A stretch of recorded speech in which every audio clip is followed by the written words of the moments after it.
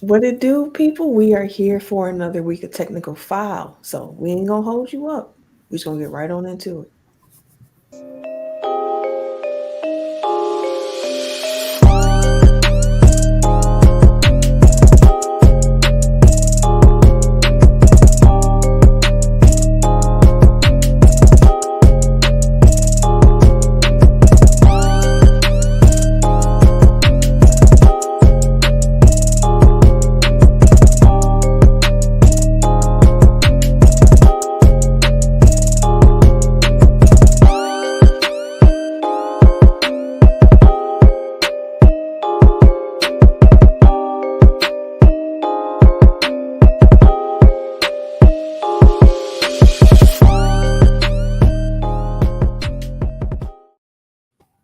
Welcome to episode 276 of Technical File, the sports podcast you never knew you needed. And it's boy TIMKINZ, number 3, aka Ass Ketchum, aka Mr. Give It To Me. How are y'all this week? How y'all doing? I'm the Eric J. Only known as. The Eric J. And I'm Camille, point guard of the crew, the real life Tifa Lockhart, the girl next door. Hold it down for all the women who love sports. Hello. And it's your boy K Harris, the gentleman. Listen to me.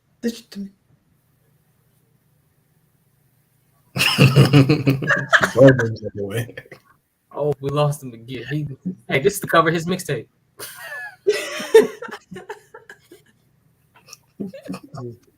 What happened? Boy. Hey, we have to cover your mixtape. That's what happened. You froze on us, bro. We had to check you out. Oh, no.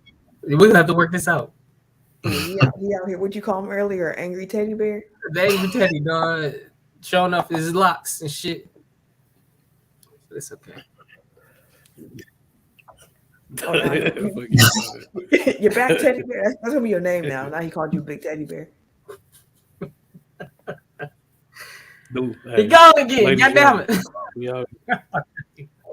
The ladies love it. All right, they call you Teddy.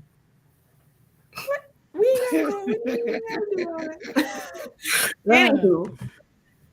Anywho, sport fact of the week. What we got? All right, so it's a new year, new us. So I'm putting it to y'all. Do y'all want to continue doing the, anniversary type post, or I got a Christmas gift? I don't know if y'all can see it. No. Oh, okay. It's called the Sports Book. It has like random crap in it, so I can just pick like a random thing from here every week and then just read off. How you want to? I'm cool with that. Yes, I don't know what's in that book. Go ahead and tell us. All right. I just opened it to a random page. It was about the Olympics. So the Atlanta Olympics took place from July 19th to August 4th, 1996. The star of those... Oh, we done lost Ken. We'll be back.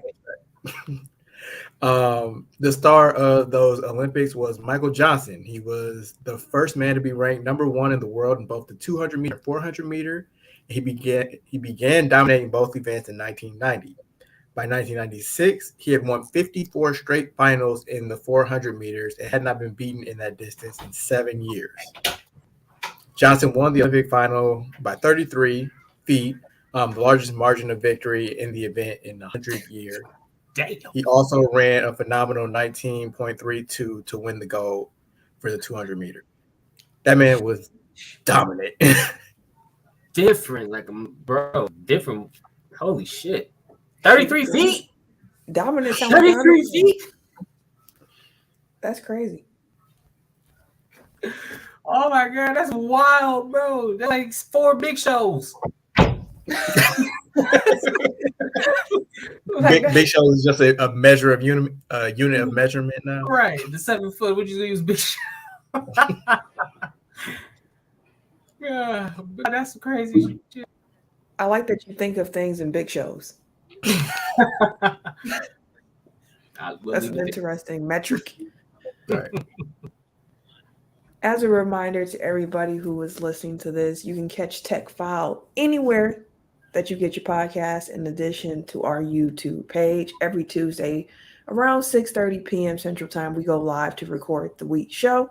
So make sure that you subscribe to our YouTube, hit the notification button so you get alerted to when we are live, and be part of the show with us every Tuesday around 6:30ish or so. So make sure that y'all join us for that.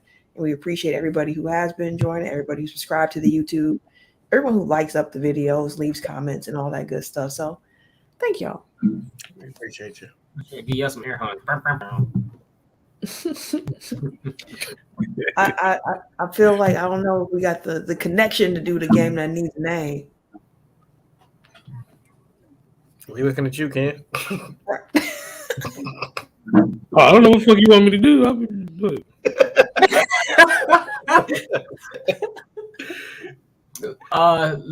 Let's wait for it in person. We can skip that. Just to get a shot, you know. That's cool. That's cool. I'm gonna lose regardless. Okay. Didn't Camille win last time? Okay. I sure did. I thought he said he gonna lose regardless. I said I'm gonna lose regardless. You won before, didn't you? He has. We got one. I don't won. I don't remember. I don't recall. You have won before, sir. All right. Well, if that's the case, then we can just get right into the topics of the week.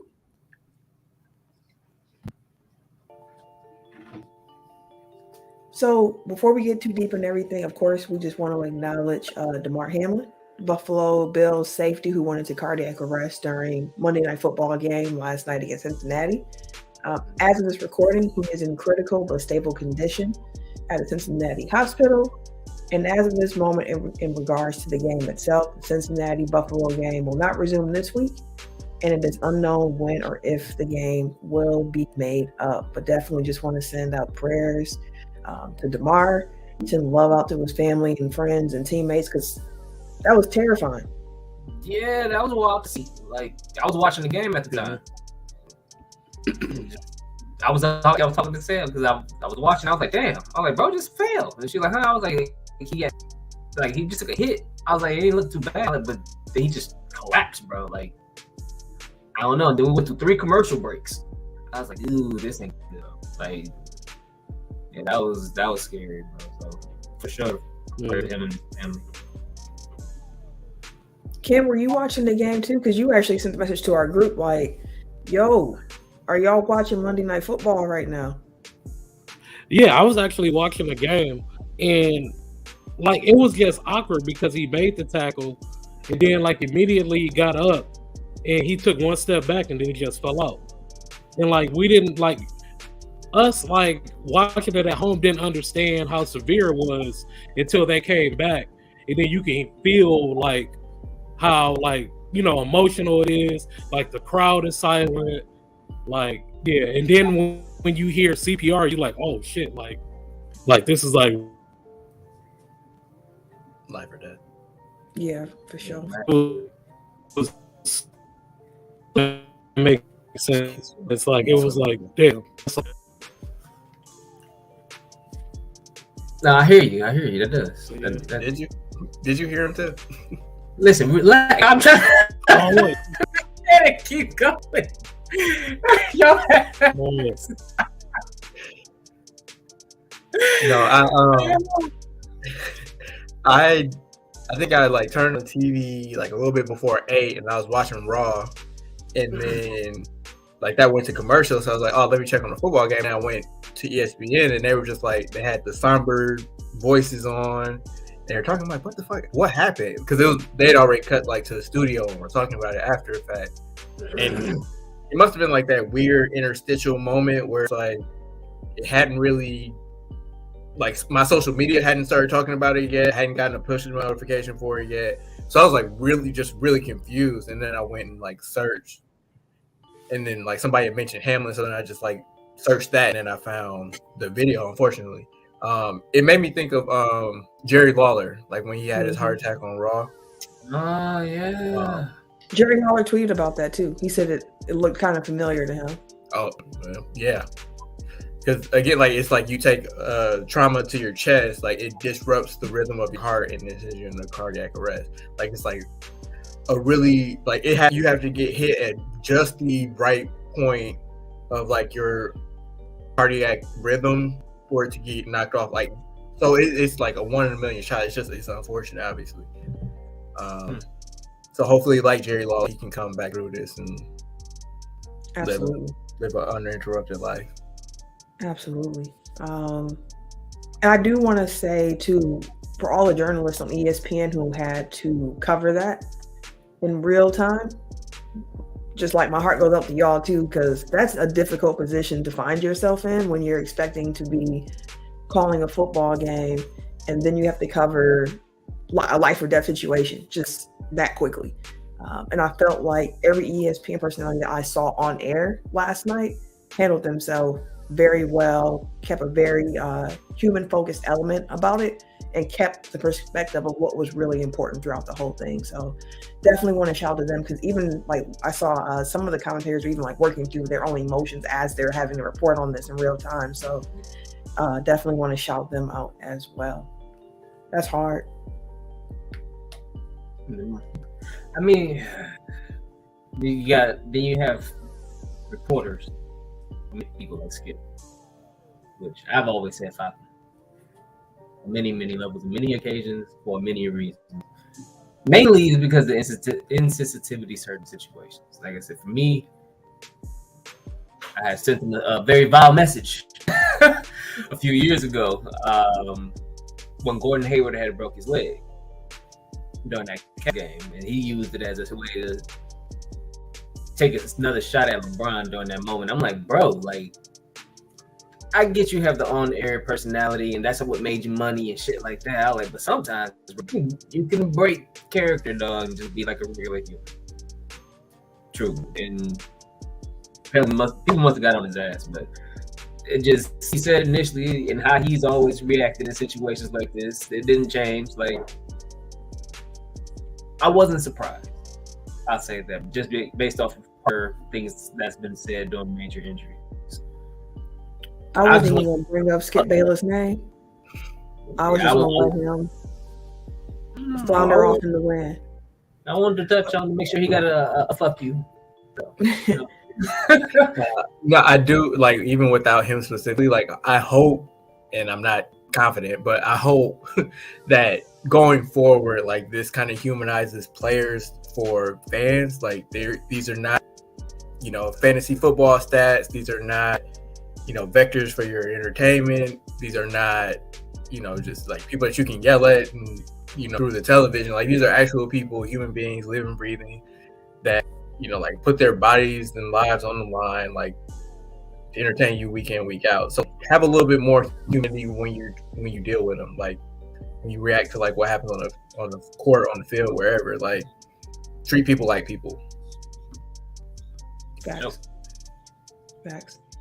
And it shouldn't take, somebody possibly, losing their life in front of you, like, to have that perspective. Hopefully we can kind of, as a society, move forward with that in the forefront. Absolutely. And it's always weird. We've had moments like this on the show before where it's like, I don't know how you segue out of that into the next topic, but I wanted to make sure we started the show sending love to DeMar Hamlin and to all those who love him, and just saying prayers up. Hope, man, I really, really hope that he makes it. But to talk about other football news, I guess, we do want to shout out our Week 17 Pick 'em Pool winner, King Ra. And as for FanDuel, if you're not watching the YouTube, I'm just shaking my head in disappointment. So I say Camille's disappointed, folks. Y'all don't let Camille down. They let me down this year. Last year we had a great I was re-energized. I said, man, we're going to really do something big with FanDuel. And this year came after like week 10, week 11. After they started losing. Fell out, I sound like. Man. That's what I hear. Man. I think those too. Things change quick. That commitment just dried right on up. So hopefully we have one last week of the regular NFL season. I hope that for FanDuel, We can have a full. We can have a full go. It's last week. Like, come on, y'all. Let's do this. Let's get this done. It's a whole 9 months before you get to do it again. You might as well come back, join in. Games of the season. That's a fact. It ain't really hit me like that till now. This is the last regular season Sunday or week. Yep. It ain't gonna be no need for NFL Red Zone after this weekend. I'll be canceling my Sling subscription. and happy to have some ducats. I'll say NBA has introduced their own little Red Zone-esque product. I think it's Crunch Time or something like that. Pretty good. Yeah, that would be interesting. Okay, but if you are in our pick and pool, go ahead, grab your phone, pull up the apps, grab the pigskin, pick 'em portion of the site. Let's make our final picks for week 18. Also, in case anybody was curious, amongst us Tech File hosts, I'm in first, followed by Eric, which, what a crazy turn of events here, people. Y'all be ashamed of yourselves. Hey, listen, I had technical difficulties. Yeah, you let them just deter you. Then it's Ken, then it's Tim. Boy, if I'd have finished higher than Ken, that'd have been some shit. Yeah, it would have been. But hey, we'll never know. Unless you have some kind of crazy week and Ken has some kind of terrible Might at least find out. Just pick the opposite of Ken on every game. Tell him you might get lucky. Goddamn. I just need my shit to say. That's all. It ain't a matter of picking the shit. It's actually having to save and be useful. And we actually get the damn points from it. I know how to smoke Ken ass this year. I do. Dang. I'm just saying. I ain't even gonna get a chance to play. But it's all right. All right. Well, the first game on Saturday, we have 3 Saturday games. We got the Chiefs and the Raiders. No Derek Carr. Chiefs.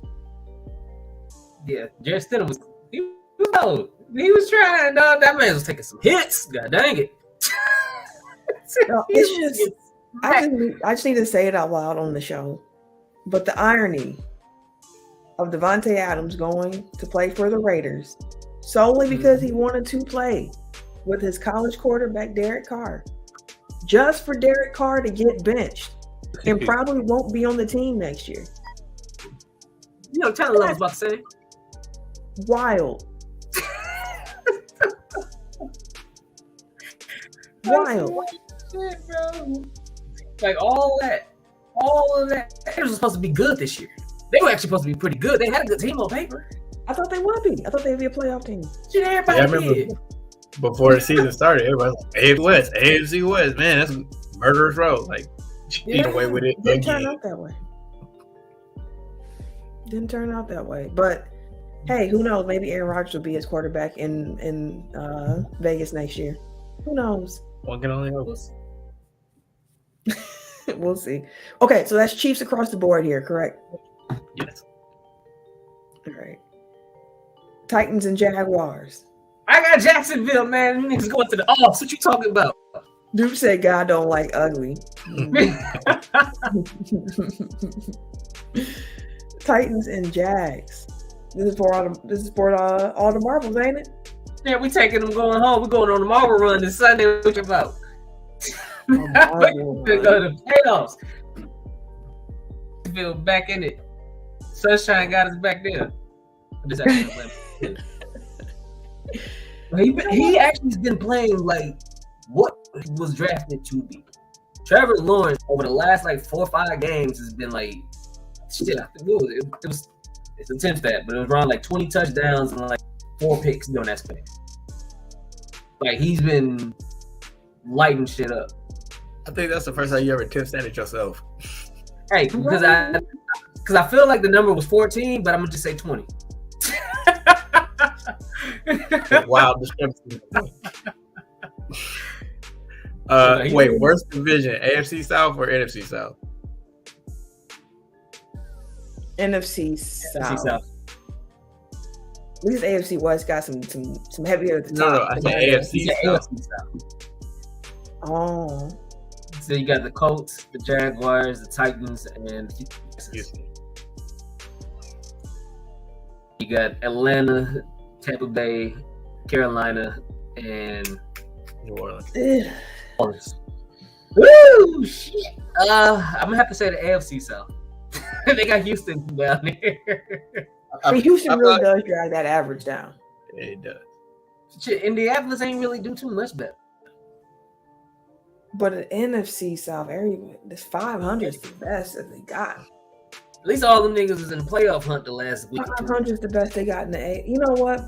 It's gotta be the AFC South, just because the Texans and Colts dragged them all the way down.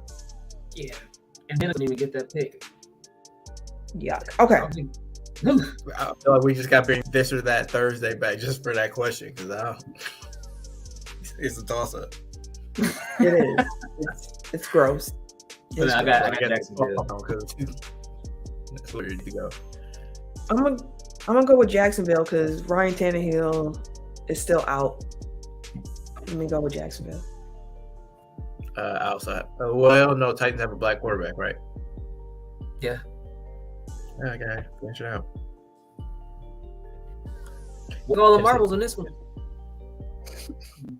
The fact that the Titans, like, I don't know what that means for their rookie, because like they brought a dude off the practice, a different team's practice squad, and started him as opposed to starting a rookie.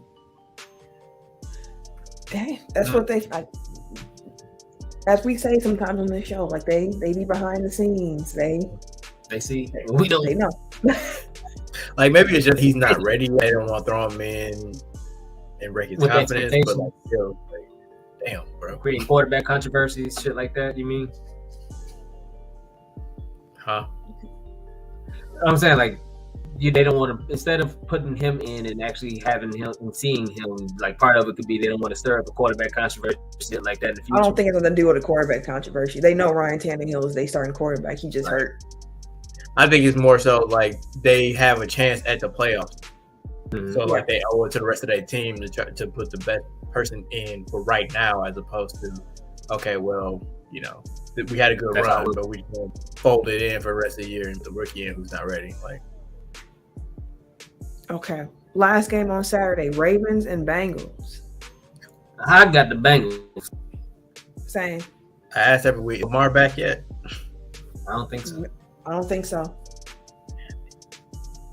If he do, it'll probably be a last. Oh, Lamar's going to be activated on Sunday. John Harbaugh said he's unsure if Lamar Jackson will even return to practice this week. Good Lord. Down till Wednesday. For the first one. I hope this little that they have at the end of the season is showing them they need to pay that man. He sure does. He sure is looking for that new contract. Yeah, bro. That's why him getting hurt. But they can't hold the playoffs against him if he does not play, or they don't. And he can actually say, "I'm very valuable since y'all didn't make it when I was playing." They still 10-6. I don't think Huntley won them a game. No, I think they won one. They may have won one, like the fourth season. But they still 10-6. It's like him a nice. Also, he should like. Even ignoring their record, like just their offense doesn't do shit like without him. So it's like you can talk about his inaccuracy, right? But you can talk about his inaccuracy all you want, but like they don't have any wins on that offense. Like having Dobbins back helps.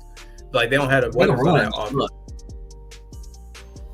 They don't have the weapons on that offense, like passing game wise, to make up for even a drop down in quarterback. So it's like at least Lamar can make something out of nothing when he has to, as opposed to like just having a zero from that spot.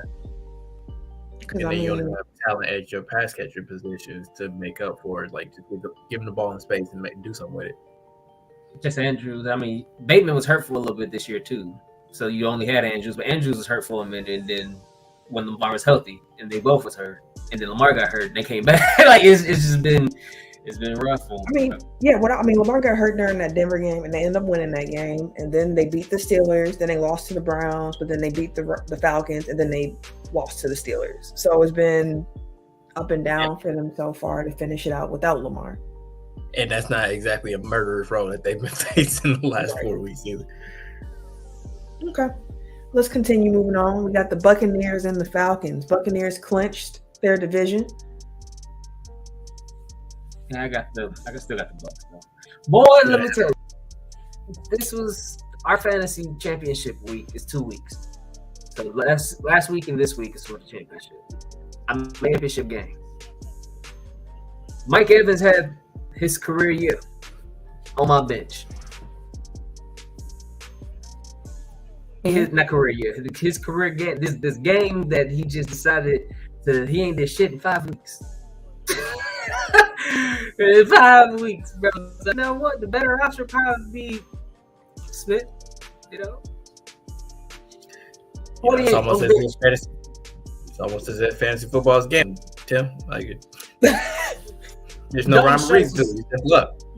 Dalton Schultz is on my bench, 24 points. So that's 71 between two players. Did you lose? No, I'm up still by 10, but because the Bengals, because I got Joe Mixon and he had Jamar Chase.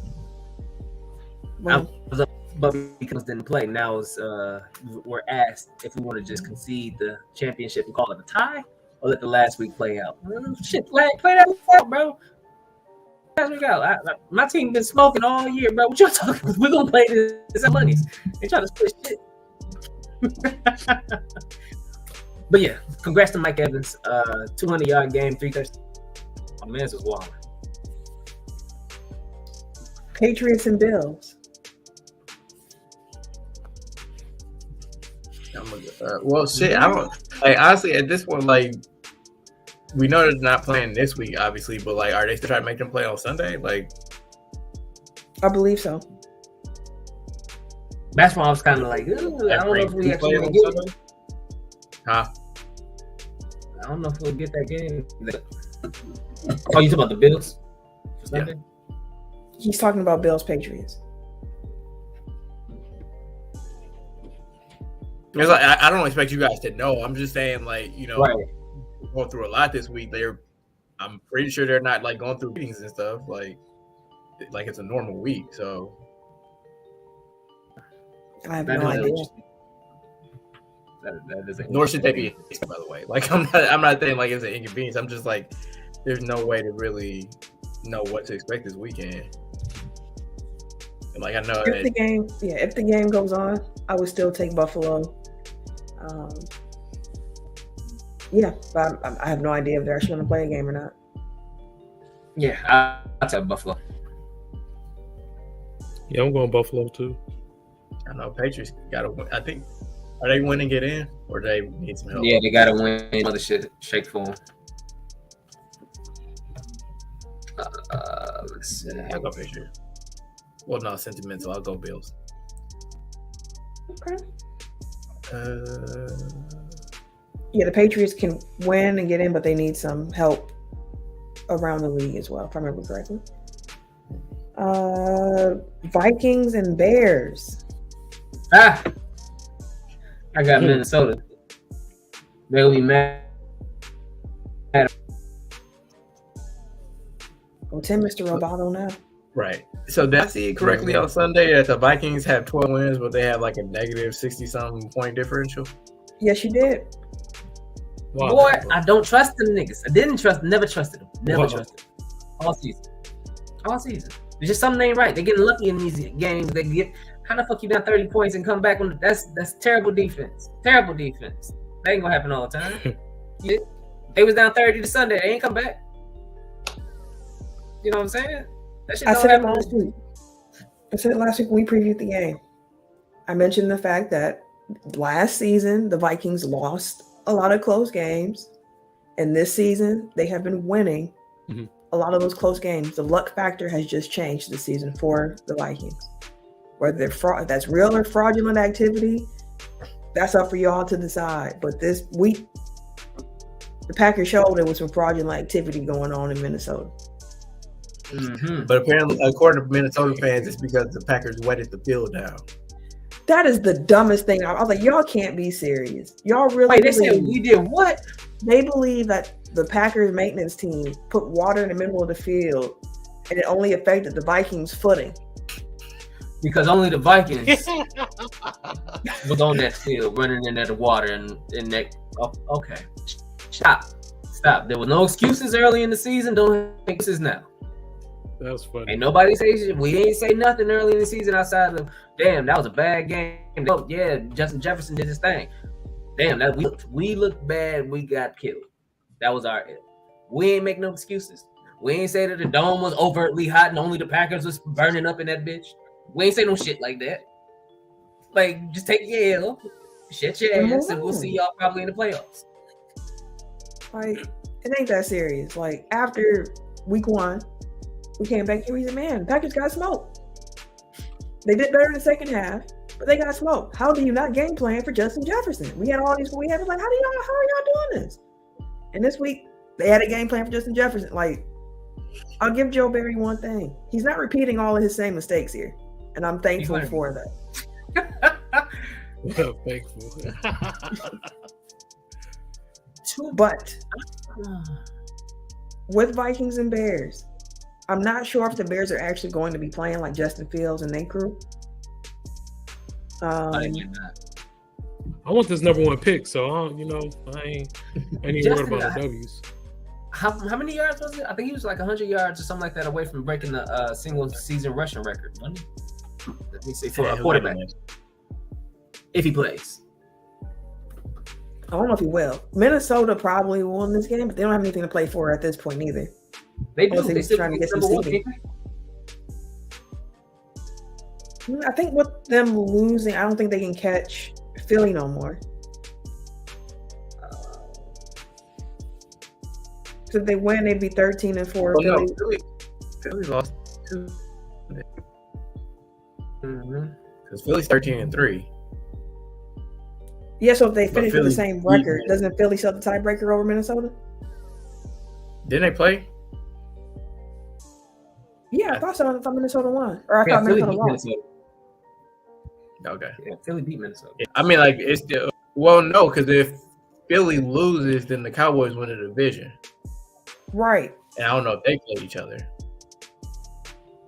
They had to, because we played the NFC East this season. So we all played that division. I'm just sitting here taking a look at the... Oh, it's 40-3. Yeah, so the Vikings would need to win and each need to lose for them to get the number 1 seed. But if the Eagles win, they got it. If the Vikings lose, they get it. If the Eagles tie and the Vikings lose or tie, they get it. So they'll be playing. They're gonna try to get that. I need them to go ahead and play. Go ahead, JJ, get out there and get your 200 yards, bro. I need that. Okay, so everybody going Minnesota here? Yeah. Except for Ken, I'm assuming. Although No, he want that pick.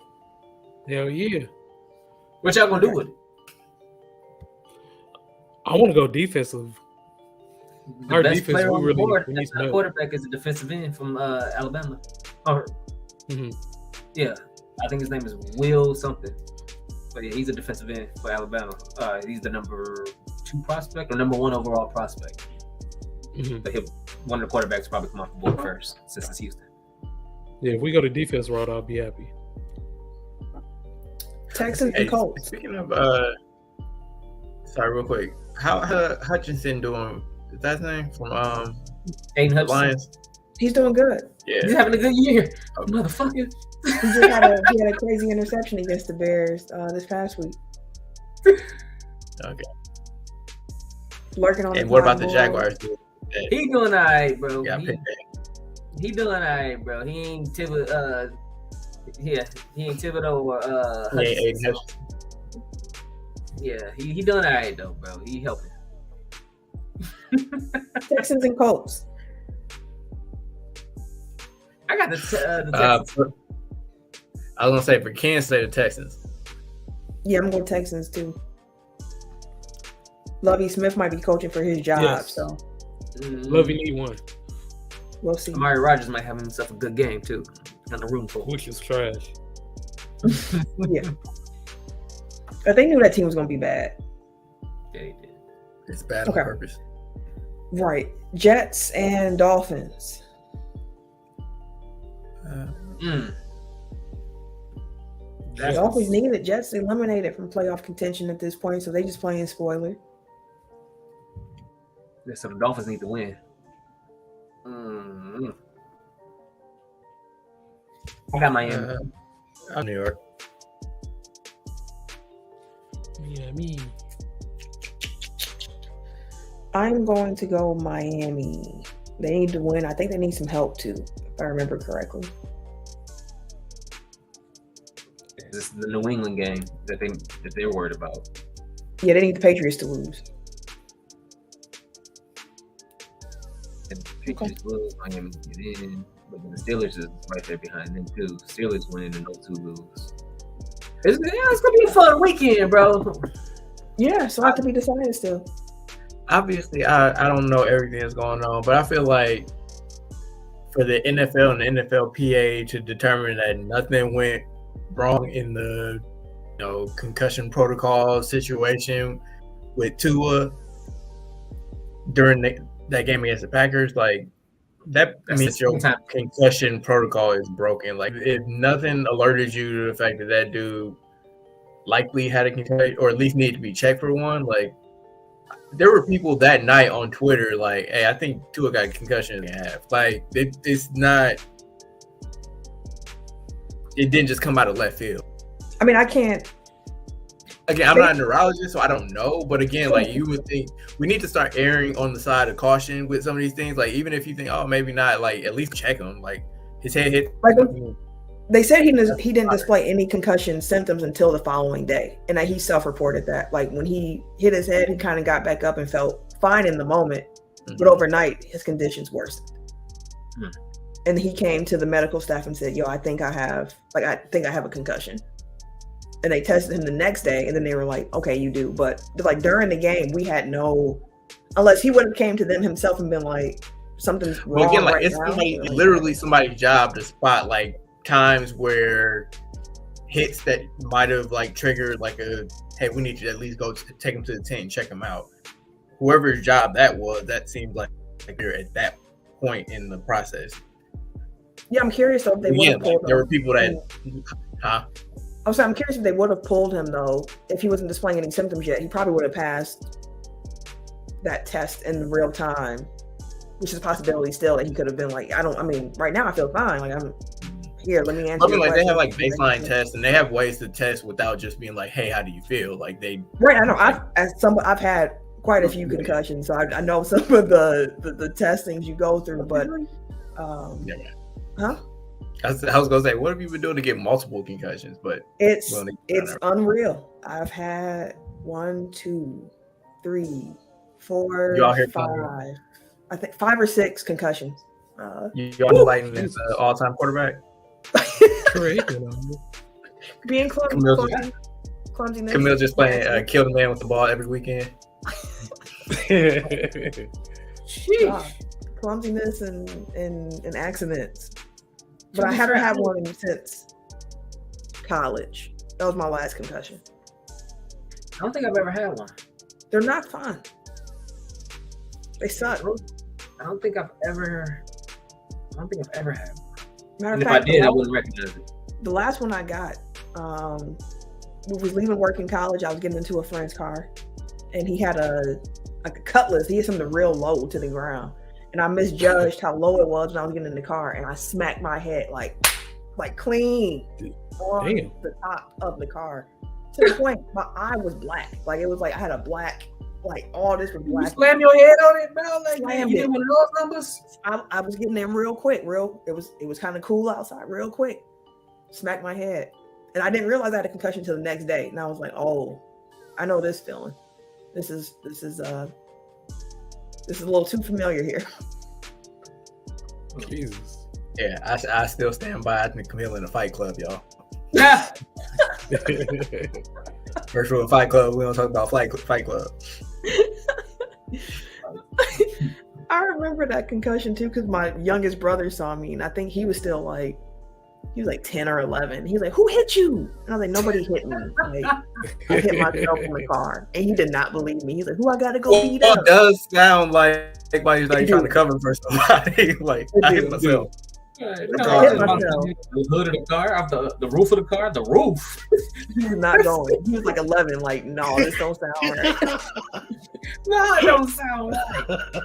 I hit my head off the roof of the car and I got a black eye. Huh? We're gonna giraffe out here. Let's again, it's like Christmas for love. Hey, man, the truth sound wild sometimes. There's a whole episode of I Love Lucy about that. Better When off that. Lucy in the eye with the book, fam. Anywho, Panthers and Saints. Who cares? Carolina. that's the right answer. I'm gonna pick the Saints here, though. I don't have any. I could care less about that game. Yeah, I'm going Saints too. Browns and Steelers. Never the Browns. Although I appreciate it last week. I'm going Pittsburgh. They building. They're getting healthier. Their defense coming back. They growing. The Tomlin can't stay out the playoffs. Chargers and Broncos. Ah, come on. Niggas getting fired. Niggas on podiums crying because they couldn't play better for niggas. I told y'all niggas, like, man, listen. He even said, like, look, I ain't do what I was supposed to do for him, and I just felt like I should have did more. I hear you, Russ. Everybody been saying that all season. All season, they were like, bro, you finna get this nigga fired. Like that. As long as we hold that man gone. Now, granted, again, that's not the only thing, but I guess it helps with closure that you came out and said that publicly. I'm going Chargers. Yeah, I have enough to say about the Broncos at this point. Same. They're losers. The who? Losers. Capital L. Big L. Let's go. Giants and Eagles. Philly Philly got to win it. They got to win it. Hurts might be back on Sunday. Better hope he is. They better hope. It's probable, bro. They didn't put his points back in my on my fantasy. They said that was the news article they had on. They said that he probably was. I don't know. I can tell you this one. I was just looking at him earlier to see if my boy back. I had Jared Goff, you know.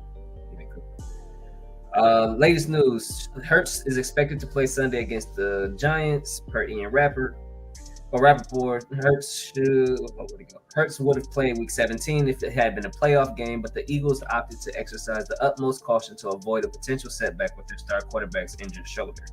Philly has lost back-to-back games without Hurts and will look to get back on track against the Giants before postseason play begins. Despite Rappaport's encouraging update, this for y'all. Fantasy managers should still monitor Hurts' participation at practice.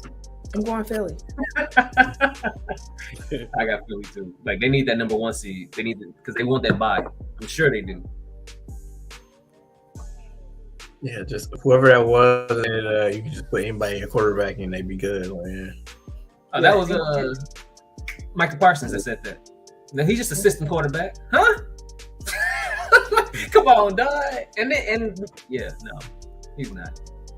He damn near MVP if it wasn't for Patrick Mahomes. That motherfucker got 5,000 passing yards this year. So is everybody going Philly though? Yes. I'm going Giants. Okay, split. Ooh. Are the Giants going to the playoffs? Giants they already win. clinched their playoff spot. Okay, that's good. Wild card. One of the Yeah. wild cards. Cardinals and 49ers. Easy money. Yeah. 49. Different. Rams and Seahawks. Gino. If the Seahawks win this game, the Lions are eliminated. Mhm. Doesn't matter if they win or not. If the Seahawks win, the Lions are eliminated. I got Seattle. I think the Lions are getting eliminated. So Seahawks. I do too. Yeah.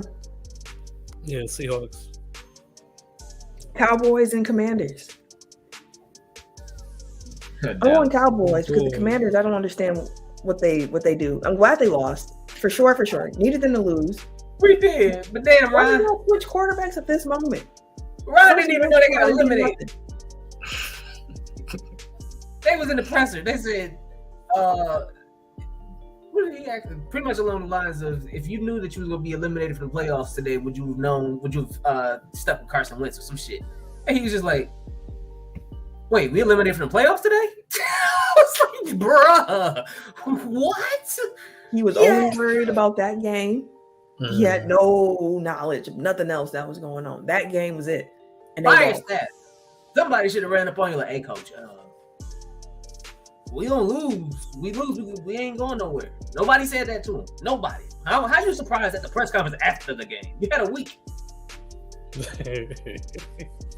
I mean, I like to get Mel's point. Like, if you focused on like the hand, like, you know, people say one game at a time, like you can't be looking ahead. You so game plan a little differently if you knew you was gonna lose.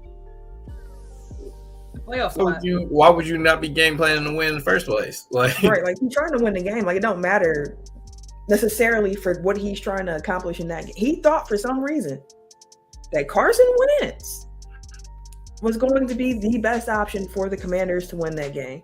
I don't know why he thought that after what he's seen this year, but he did for some reason.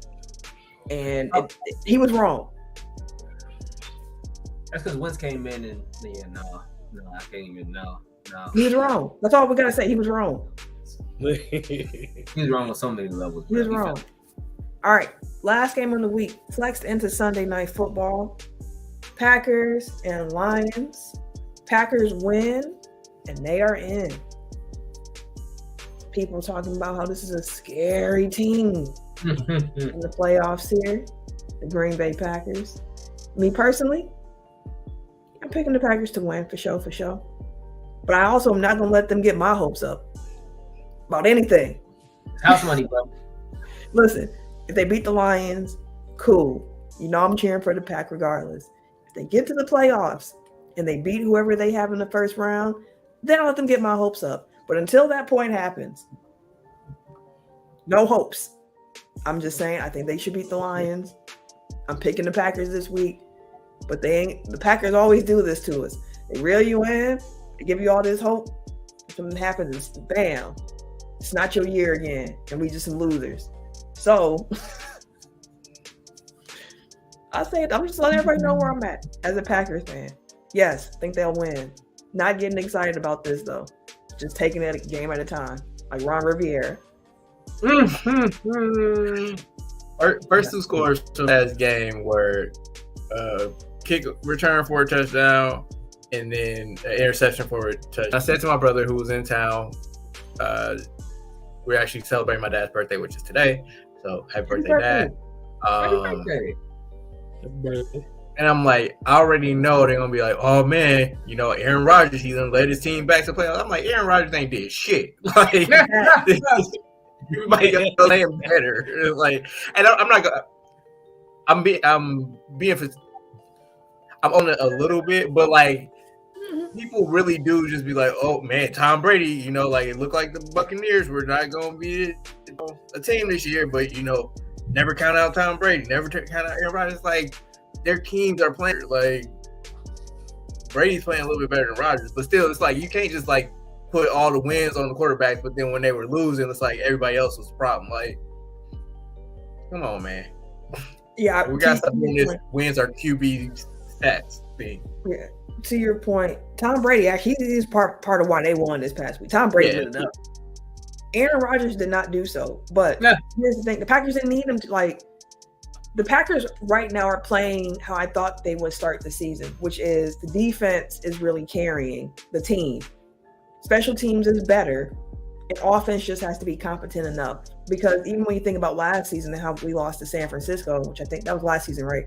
Yep. Where we got there and offense didn't show up at all.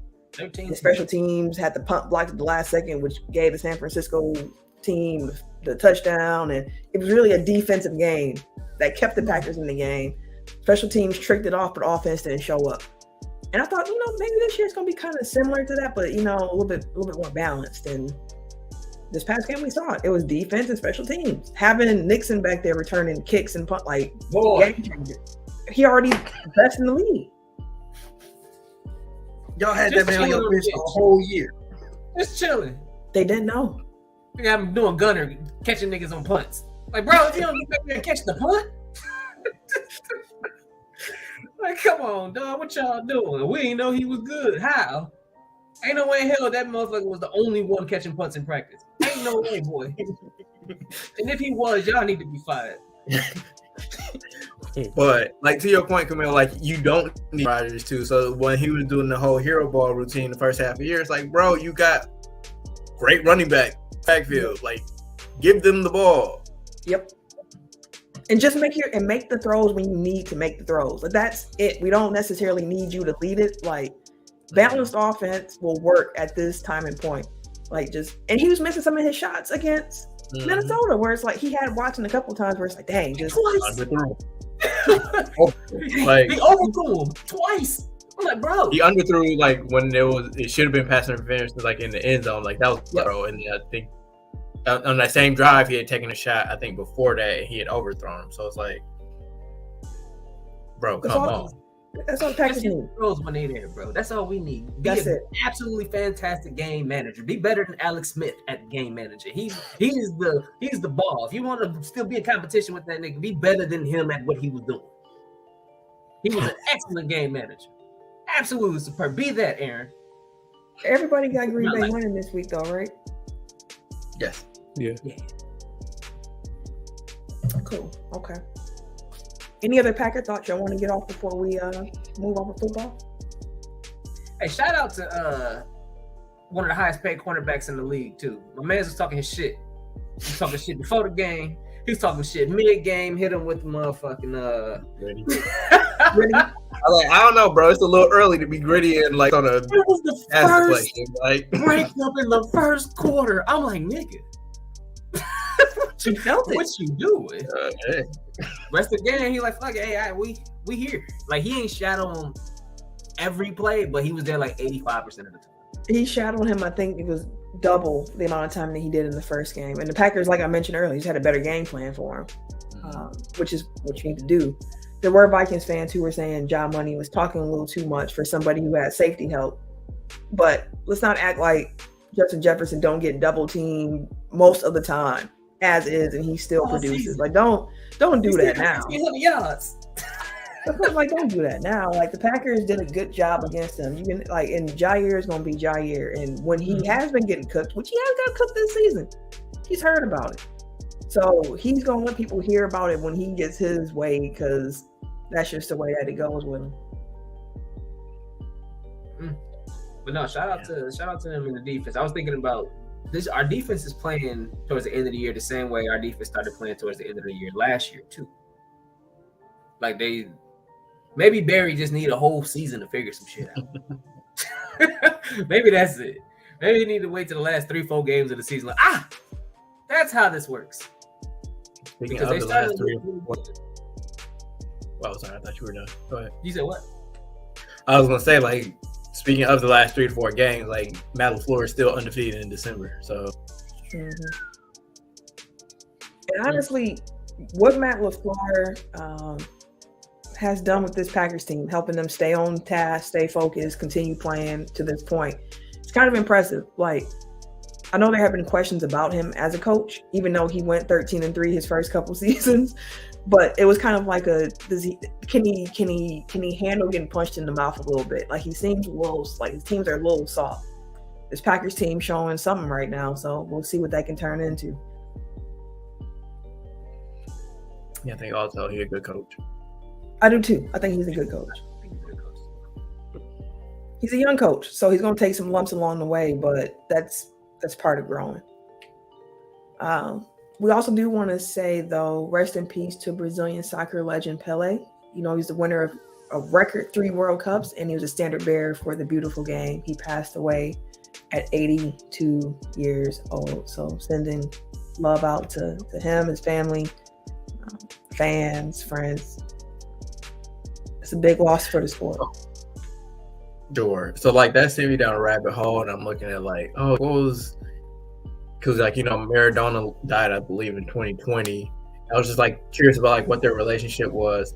Apparently, they had beef, like, forever. And it's interesting because, like, their careers kind of mirrored Jordan and LeBron. Like,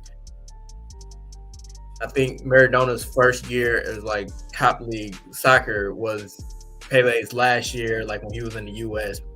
like tour essentially. Like they just missed each other. They never played against one another.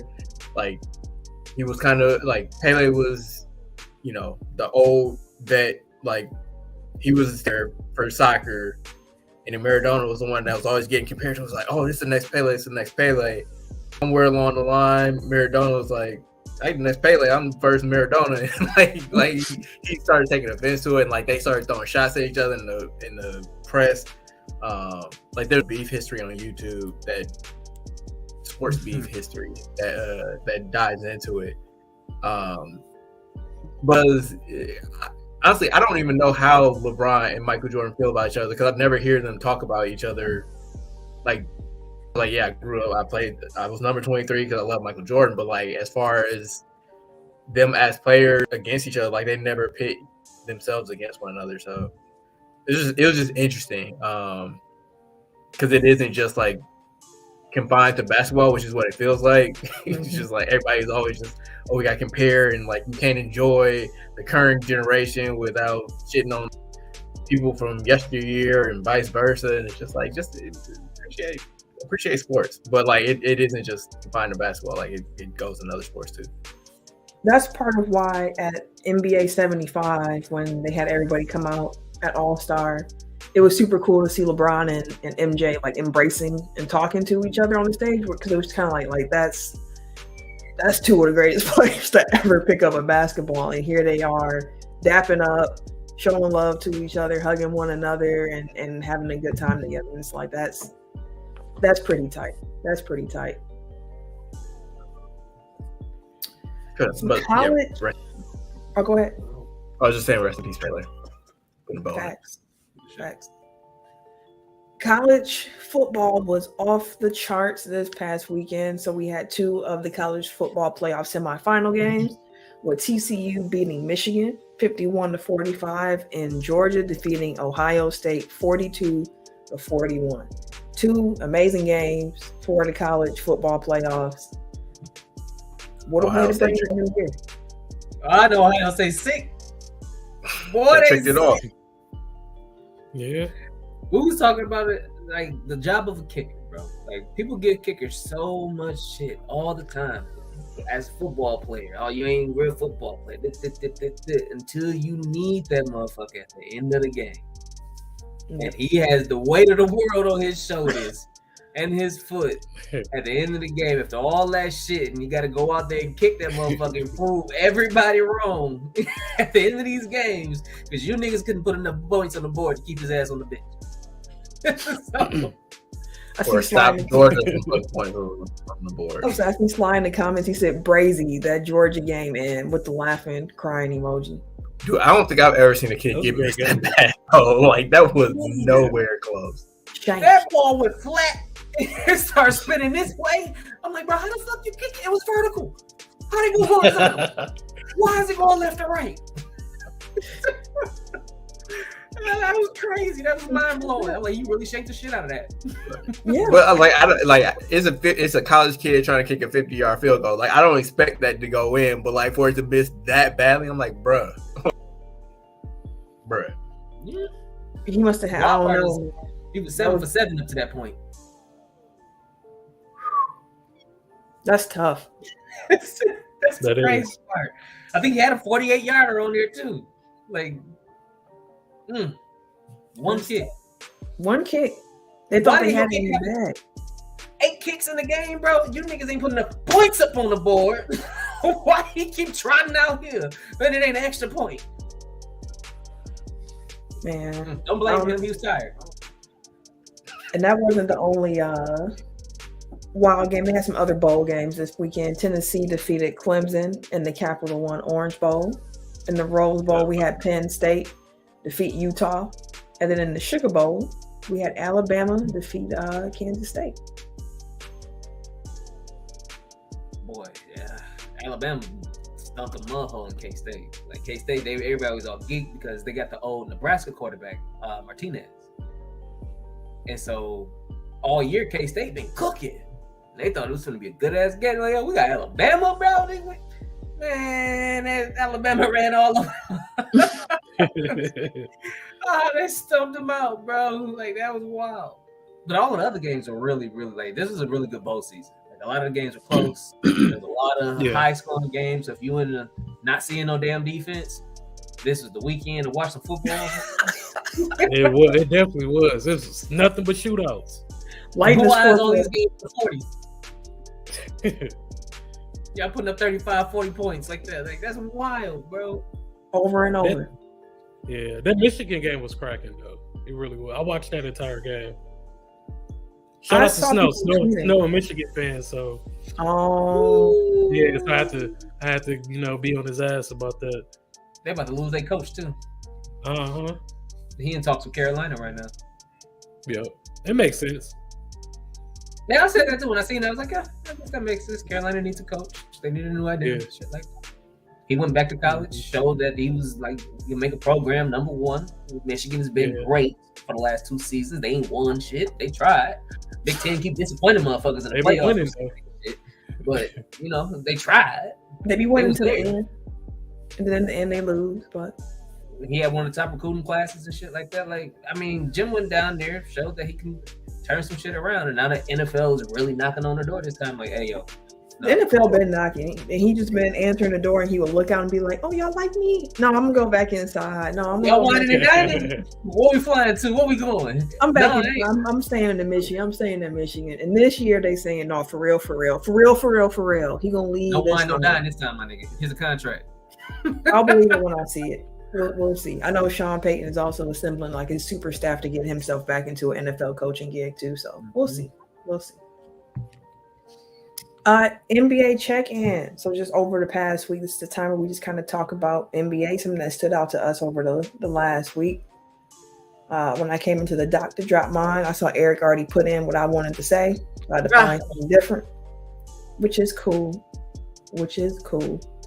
Tim, what's your NBA thing this week? Let me see. I'm going to pull something on top this week. Well, if you need time, we can go in a different order. That's where I'll go. Turn the damn injuries off, bro. Everybody here. I just seen Zion gonna be out for like 3 weeks. Yep. The Bucks have been hurt like crazy. Then we got other cats around the league. Like I think I said a couple weeks ago, like because I play fantasy basketball. Half of my team was hurt, bro. Like that's what happened to me. Like the injury bug this year is crazy. Like the non-COVID illness has been taking cats out for weeks.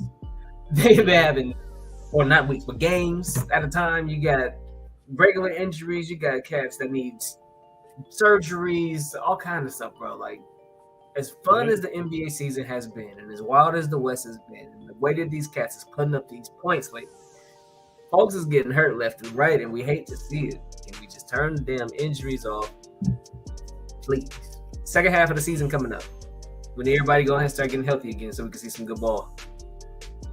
Yeah, to your point, Zion's going to be reevaluated in 3 weeks after a hamstring strain last night against the 76ers. Devin Booker is going to miss at least 4 weeks with a groin injury, and the Hornets are going to be without Kelly Oubre Jr. 4 to 6 weeks, as he has to get surgery on a torn ligament in his left hand. And then with the Hornets, Gordon Hayward also left Monday night's game, the loss against the Lakers, with a hamstring injury as well. Paul George, hamstring injury. So things are popping up right now, and I hate to see soft tissue injuries every single time. Those linger, and you'll never really get to see them like they should be. They're just kind of tricky to get through. Okay. My NBA thing this week is just a simple question. What is going on in Atlanta? Because all these different reports I keep seeing, I'm like, yo, it is bad in Atlanta right now. So there was a report from The Athletic that came out and said that head coach Nate McMillan is strongly considered retiring or resigning this season. He was saying, like Shams was saying, hey, it appears like he at the end of his tenure with the Hawks after this season. So either he gonna move on or the team is gonna move on. If not before the season ends, when the season ends, it's going to happen. And there was another report that came out that was talking about how McMillan was speaking about the challenges of coaching today's players and telling reporters how today they see the game different than when he played and when he started coaching. All these reports been coming out. Then they asked Nate McMillan about it, and he was like, I read that article briefly, but I've never spoken to that reporter before. I don't really know where this is coming from. I'm going to do this season how I do every season. At the end of it, I'm going to sit down with my family. We're going to have a conversation to see if I still have that fire, that passion, if it still makes sense to coach, so on and so forth. And I was hearing them, and I'm like, you didn't say it was necessarily false. Like you said, you didn't talk to the reporter, but the information that's coming out, where is it coming from? What's happening in Atlanta? We heard all the Trae Young stuff before with him not getting along with the coach. And I don't know, things just seem real discombobulated in Atlanta, which is wild thinking that 2 years ago they were in the Eastern Conference Finals. And now here they are. Like, they carry none of that momentum whatsoever. No. But it's not surprising. Last season when Trae Young came out and said, like, I'm just ready to get back to the playoffs, I was like, you can't just skip a whole regular season, buddy. No, bro, you can't get to be the villain of New York again and skip the regular season. No, it's 82. We got 82. Okay, we ain't simulating seasons, okay? You got to play through that. 16, my guy. It's just a lot of stuff going on in Atlanta right now. The coaching news stuff that's happening. They've still been trying to trade John Collins. Trae Young, I don't know what's going on with Trae Young and his relationship with the coach. And on top of that, like, he's just been shooting poorly this season overall. Whoa. I don't know. It's just been weird in Atlanta. I just wanted to bring attention to that fact. Yeah, all the leaks aren't helping. They lost their general manager. I don't know if you know already. It seems like disharmony. Let's put it that way. Yeah. The nicest way to put it. It just seems like a lot of people going in directions, which is really bad for an organization. Facts. Can you go next? Because yours actually segues into Eric's. Oh shit. Okay. Oh bad. E. But I want to talk about Luka. Y'all know how much I love Luka. Past 5 games have been putting up stupid numbers. Christmas he put up 32. On the 27th put up 60. On the 29th put up 35. New Year's Eve put up 51, and then on the 2nd he put up 39. At the beginning of the season, I predicted that Luka would win MVP this season, and he is doing a good job of proving my case. So I guess I'll hope it, he stays healthy, keep balling out how he been balling out. I love watching Luka play; is so enjoyable. Mm-hmm. Like, I love watching him play. Like, I've been watching Dallas games just as much as I've been watching Laker games this season. Now, this is a question, but the way Luka plays, is it more ISO and then he gets them involved later, or is it he gets his team involved early? And so we actually on the lines of that, we got a question in the overtime group last week. Kind of touches on this. Terrence Miller asked, I saw something recently, maybe it was here, that talked about how we praise Luka for all the stuff we criticize James Harden for. Any more thoughts? So it's like, again, like it's very, I think they call it heliocentric, essentially, like where everything revolves around one player to create everything. More or less, yeah. But just like amped up, where it's just like either I'm taking a shot or I'm giving person, you better take the shot and make it. Like it's not necessarily moving chess pieces around the chessboard. It's okay, I know where everybody gonna be at. If I can't get mine, I'm gonna spray it out. And like my response essentially was that, like, if Luka keeps, and like I think Brady had more dynamic playoff performances than James Harden has, even account for how short Luka's career is compared to Harden's. But like I think that if Luka makes it to his late 20s and it still seems like he can't get, or he never really truly contends for a title, I think people will wind up turning on him too, because like people praised Harden's crazy numbers and crazy performances when it was new, but then it was like, oh well, that's all we get. It's like dominant regular season stuff. So I think that's the biggest difference, is that Luka's new and we still have like his sheen of potential, as opposed to like years and years of failure, which is where we've gotten to with Harden. Yeah, and then to your point, Luka's already had some playoff performances where you're like, whoa, like he's why they won this game. And with James Harden, who's had a longer career, we haven't had that same company. Like Luka, to Ken's point, I was thinking about this myself, and I was like, Luka is fast rising up, like just on my list. Like he was already one of my favorite guys to watch, but like I love watching Luka hoop outside of the whining, because he do whine a lot. But when he's hooping, he just like the fact that he hoops at his own pace. He's not super quick. He's not super fast. He's not athletic like that. He just doesn't get sped up. The game is always going to be at the pace that he wants it to be, and having that level of control is really, really fun to watch. That's what I do appreciate about this game. Like he don't get sped up for nobody.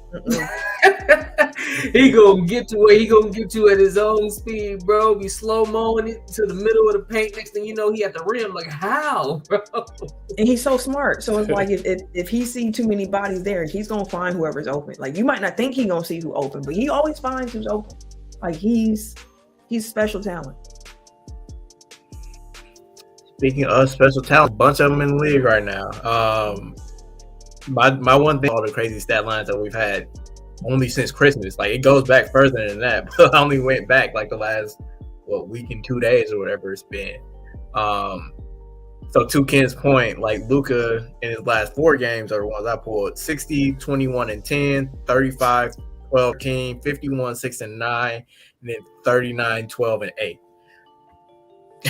Like that's just like it breaks my brain. It is, you know, and that's one player. Then you add in Donovan Mitchell last night had 71 points, 11 assists, and 8 rebounds in the overtime game. He actually pulled a Luka to put the game into overtime, where he essentially missed a free throw, got his own rebound, and tipped it in. Honestly, I don't even know if you called it a tip. Like a legit shot as he's falling to the ground. Like yeah, Donovan Mitchell. He was on one last night, and then the overtime, like he was just like it felt like heat checks, but they just kept going in. Like dude, he was locked in. And he said he's like, I was cramping for like the last minute of the game. I was tired. Shit, it just kept going in. That's what Luka was saying too. He was like, I need me a beer, cover a beer. LeBron James turned 38 last Thursday, I believe it was, and since then he's had back-to-back 40-point games, 47 on his birthday, 43 sometime over, I think last night. Yeah, LeBron James. Giannis was the first player since Giannis was the first player since 82 to record back-to-back 40-point, 20 rebound games. Just ho-hum. And then Klay Thompson, you know, he came back last night, 54 points. Like he's actually been shooting it a lot better recently, but 54 points in a win over the aforementioned Atlanta.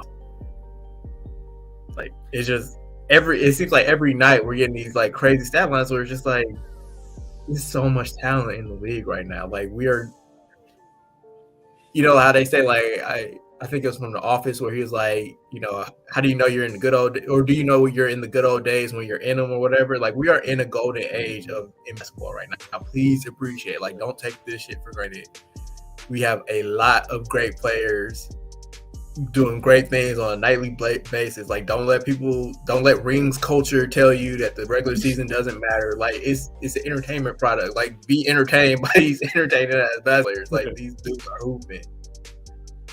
Facts. And if you've listened to Tech File for a while, we've been saying it. Like we've been like saying like, hey yo, like it's some young dudes coming up right now that when they pop, like it's about to be special. Like we've been saying how this NBA product is about to evolve, and to start seeing a lot of these guys take that next step in their careers, it's crazy to see. I'm so glad Giannis was able to get a ring in this environment here, where it's just different. It's not the same as when LeBron was running through the East, where it was like you knew LeBron was going to win the East.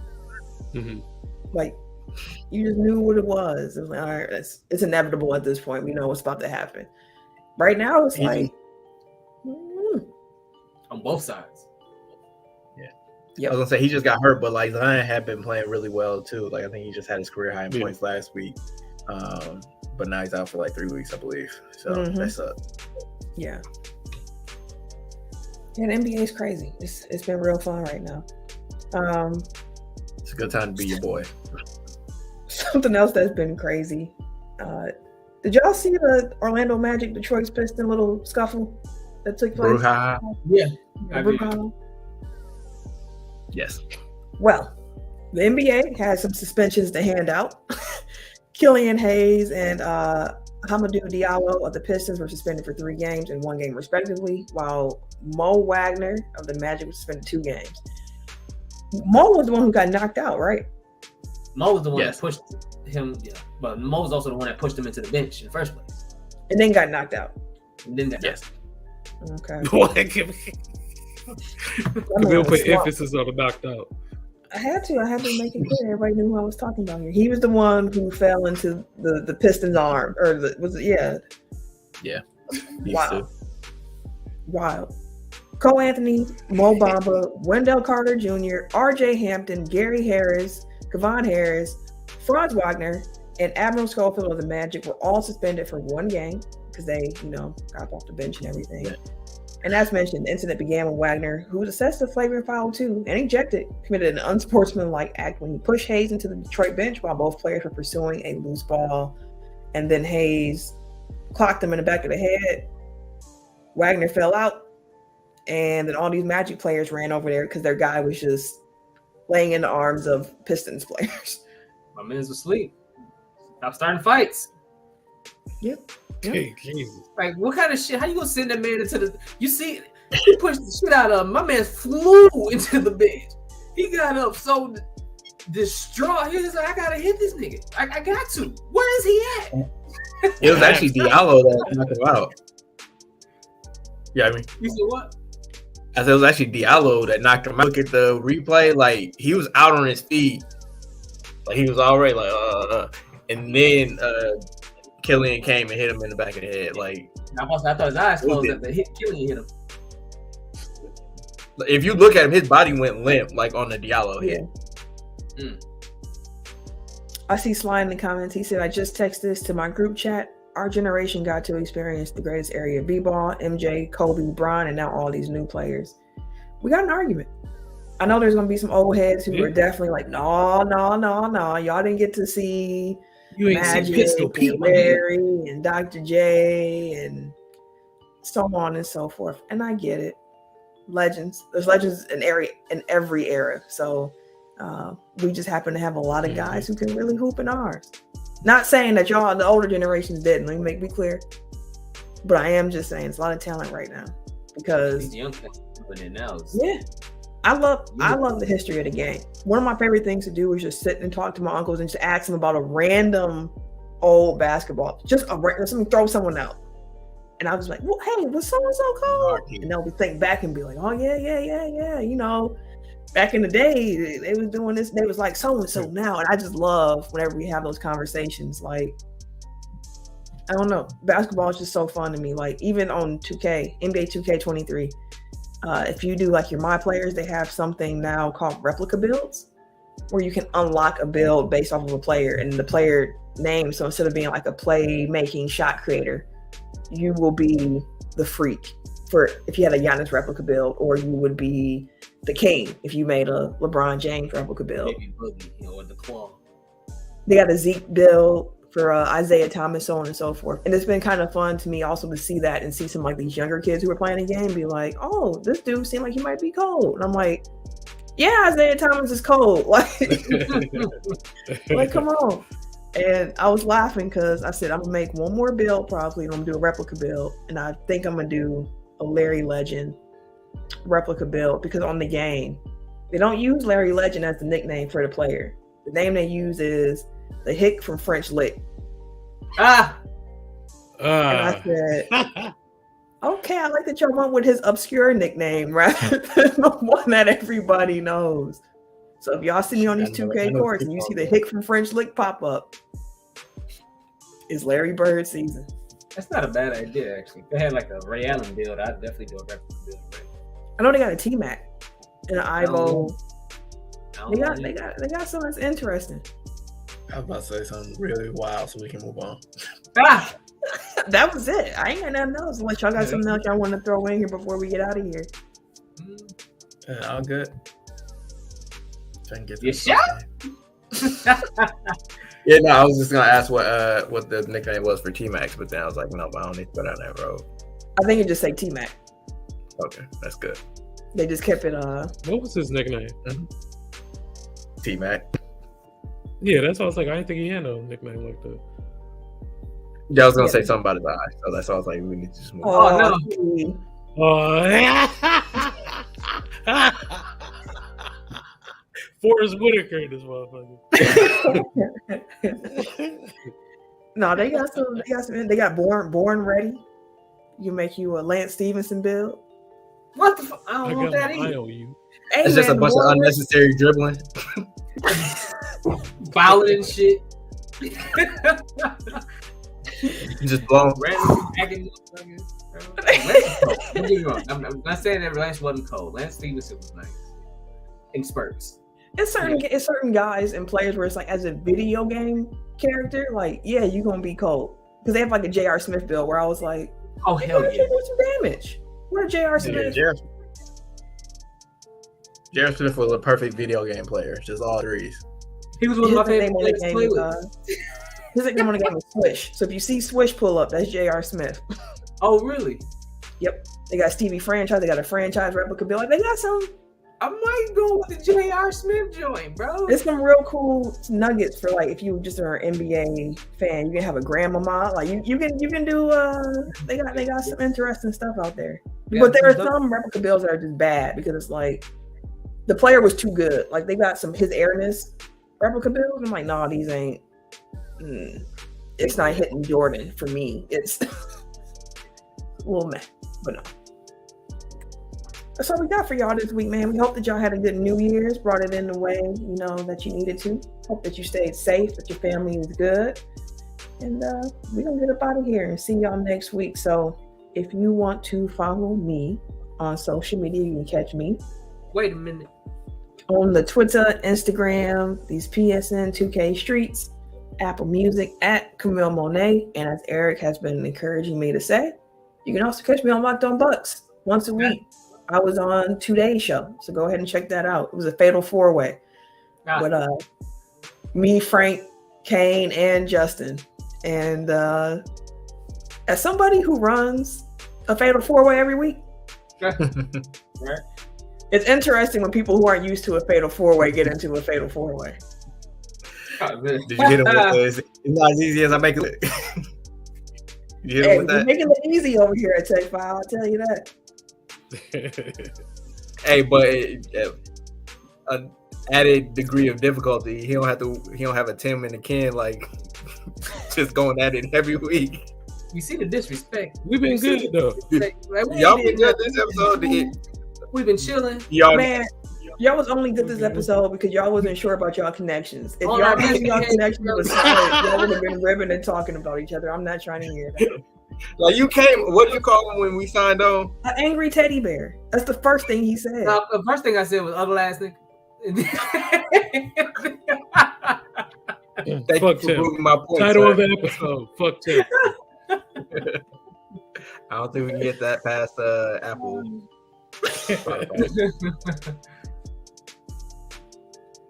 But I'm Bugs Burner. I finally the peer pressure, and I also added my Twitter handle in the YouTube video. So Hey. I'm Bugs Burner. That's all y'all get. That is all y'all get. Everyday_gentleman on Instagram. K Harris 216 on Twitter and Snapchat. And it's your boy, TIMKINZ, the number 3, aka Ass Catch Me, aka Mr. Give It To Me. We should holler. Sandra, I thought you were gonna say more words than that because it seemed like you was leading into something, but then it just stopped. So I'm gonna just See, that's how he be doing me on the intro too. He'll be going, abruptly stop. I'm like, that it? Yeah, I understand now. I'm understanding. Never let him know your next move, bro. That's the. You know what? We out of here. See y'all. Appreciate y'all.